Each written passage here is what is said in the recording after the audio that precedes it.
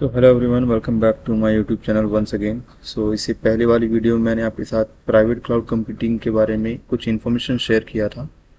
तो इस वीडियो में हम हाइब्रिड क्लाउड कंप्यूटिंग के बारे में पढ़ेंगे। देखेंगे कि क्या हाइब्रिड क्या होता है, क्लाउड कंप्यूटिंग में क्यों यूज़ किया जाता है, एडवांटेज और डिसएडवांटेजेस हम कुछ चेक करेंगे। सबसे पहले हाइब्रिड क्लाउड कंप्यूटिंग को समझने से पहले हमें समझना होगा कि हाइब्रिड होता क्या है।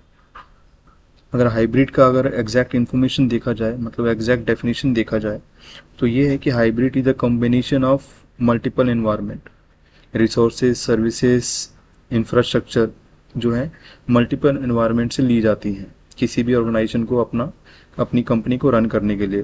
कुछ सर्विसेज जो है पब्लिकली अवेलेबल होती हैं, कुछ सर्विसेज जो है ओन की जाती हैं जिसके रिसोर्सेज शेयरेबल नहीं होते हैं। तो ये तो था हाइब्रिड। तो इसी कंसेप्ट को लेकर हाइब्रिड क्लाउड कंप्यूटिंग में लिया गया है। हाइब्रिड क्लाउड कंप्यूटिंग का एग्जांपल देने से पहले, जैसे कि एक कंपनी है, उस कंपनी का एक यूज़र है और वो वीपीएन के थ्रू क्लाउड पे एक्सेस कर रहा है। तो उसने उस क्लाउड पे जो सर्विसेज एक्सेस की हैं, कुछ सर्विसेज तो उसने पब्लिकली एक्सेस की हैं, जैसे कि अमेज़ॉन की कुछ सर्विसेज हो गई हैं, वो फ्री ऑफ कॉस्ट होती हैं, और कुछ कुछ जो होती हैं पेड होती हैं। तो अगर इंफ्रास्ट्रक्चर जो है शेयरेबल भी होगा, अनशेयरेबल भी होगा यहाँ पर, और वो जो कंपनी है दोनों यूज़ कर रही है।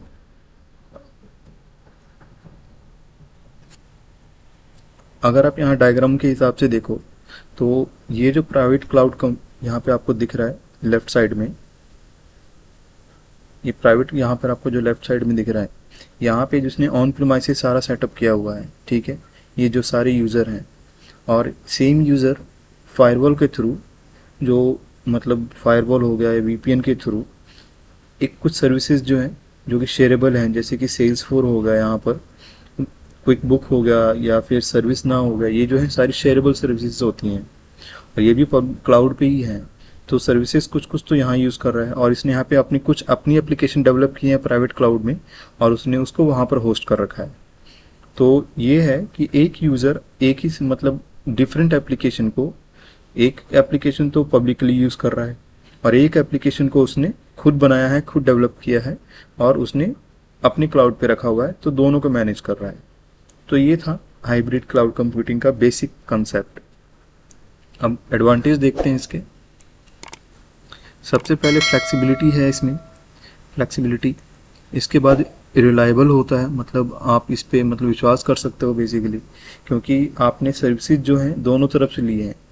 आपकी अगर एक सर्विस डाउन होती है क्लाउड पे, सपोज करो क्लाउड पे आपकी पब्लिकली सर्विसेज डाउन हो गई हैं, तो आपने जो प्राइवेट में आपने जो सर्विसेज ली है वहाँ पर वो आपका चलता रहेगा, क्योंकि वो आपका आपने खुद ही उसको मतलब मैनेज किया हुआ है, वो रिलायबल होगा एक तरह से।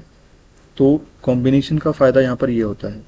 इसके बाद इंक्रीज परफॉर्मेंस। इंक्रीज परफॉर्मेंस में यहाँ पर ये आ रहा है कि अगर आपने सर्विसेज दो जगह से लिए हैं, सपोज करो कि ऑब्वियसली अगर मैं सेम एग्जांपल लूँ कि एक सर्विस जो है आपकी डाउन हो गई है, जो कि आपके प्राइवेट क्लाउड पे था, ठीक है, लेकिन एक सर्विस जो है अप है अभी भी, और वो आपका पब्लिक क्लाउड पे था।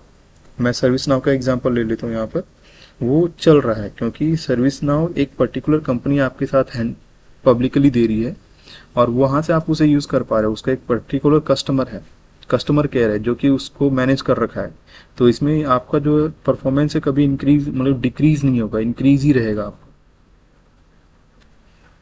इसके बाद हार्डवेयर कॉस्ट यहाँ पर ये हो गया कि सपोज करो अगर आपकी हार्डवेयर कॉस्ट की रिक्वायरमेंट ज़्यादा है, तो आप उसे जो है पब्लिकली ओन कर सकते हो, और ऐसे हार्डवेयर आप खुद लगा सकते हो प्राइवेट में जिसका कॉस्ट कम है, तो वो तो आप वहाँ पे प्राइवेटली ओन कर लोगे। लेकिन अगर आपको कुछ ऐसी मतलब सर्विसेज की ज़रूरत है, जैसे कि स्टोरेज की ज़रूरत है, वीएम की ज़रूरत है, जीबी की ज़रूरत है, तो आप उसे पब्लिकली यूज़ कर सकते हो, जहाँ पर पब्लिकली वहाँ पर आपका कॉस्ट कम बैठेगा। तो ये कॉम्बिनेशन से आपका हार्डवेयर कॉस्ट यहाँ पे बच जाता है। ये एक तरह से एडवांटेज भी है, डिसएडवांटेज भी है। यहाँ पे डिसएडवांटेज देख लेते हैं। सबसे पहले स्केलेबिलिटी। ऑब्वियस है कि यहाँ पे अगर आपको जैसे सर्विसेज बढ़ानी है, घटानी है, सपोज करो आपने अपने में एक वीएम लिया है जिसमें आपने 32 GB रैम दिया है, अब आपको उसको 64 GB रैम करना है, तो आपके पास ना प्राइवेट में वो सर्विसेज हैं ना आपके पब्लिक में है, तो आपको एडिशनल आपको लेना होगा। तो वो आपका यहाँ पर स्केलेबिलिटी मतलब थोड़ा मुश्किल हो जाएगा यहाँ पर एक बेसिकली। सिक्योरिटी कंसर्न यहाँ पे इसलिए रहता है क्योंकि यहाँ पे इंटरफेस दोनों होता है। यहाँ पे सर्विसेज जो है शेयरेबल भी होती हैं, अनशेयरेबल भी होती हैं। कुछ कुछ इंफ्रास्ट्रक्चर आपका शेयरेबल रहेगा जो कि पब्लिक क्लाउड होगा, तो वहाँ पे हमेशा रिस्क बना रहेगा क्योंकि वो शेयरेबल सर्विसेज हैं। आपने प्राइवेट में तो क्लाउड लगा रखा है जो कि आप खुद ही मेंटेन कर रहे हो, तो वहाँ से आप सिक्योरिटी बेफिक्र होकर यूज़ कर सकते हो। लेकिन अगर आपने पब्लिकली यूज़ किया है तो वहाँ पर सिक्योरिटी कंसर्न हमेशा रहेंगे थर्ड पार्टी के बेसिस पे। मेंटेनेंस यहाँ पे इसलिए मैंने डाला है क्योंकि मेंटेनेंस का मतलब ये हुआ कि ये तो मेंटेनेंस जो है कंसर्न भी है और ये एडवांटेज भी है। कंसर्न इसलिए है कि आपको चाहे जितना भी कर लो आपको उसे खुद ही मेंटेन करना पड़ेगा क्योंकि आपने यहाँ पे क्लाउड, ये प्राइवेट क्लाउड भी लिया हुआ है हाइब्रिड में। और मेंटेनेंस इसमें कम इसलिए है क्योंकि आपने पब्लिक लिया हुआ है जिसका मेंटेनेंस जो है वो कर ही रही है, और ऑब्वियस जो है पब्लिक सर्विस प्रोवाइडर कर ही रही है। हायर कॉस्ट इसमें इसलिए होगा क्योंकि मैंने आपको अभी बताया कि ये हायर कॉस्ट भी होगा, आपका कॉस्ट सेविंग भी होगा। हायर कॉस्ट इसलिए होगा कि अगर आपने पब्लिक सर्विस लिए हैं अपनी, यानी अगर आपका एक सर्विस नाउ चल रहा है जो कि पब्लिक क्लाउड सर्विसेज है, तो अगर आप उस सर्विस नाउ पे अगर आप कुछ सर्विसेज इंक्रीज करना चाहते हो तो आपको पब्लिक क्लाउड सर्विस कस्टमर पे आपको बात करनी होगी। तो वो आपको डिमांड कितना भी कर सकता है, वो आपके अकॉर्डिंग हायर भी हो सकता है, हायर कॉस्ट भी हो सकता है। तो ये था डिसएडवांटेज। सो इस वीडियो में इतना ही। Thank you for watching this video once again and again. In next video, I'll be discussing on MCQ on all cloud computing. So please subscribe if you want to see upcoming videos. Thank you.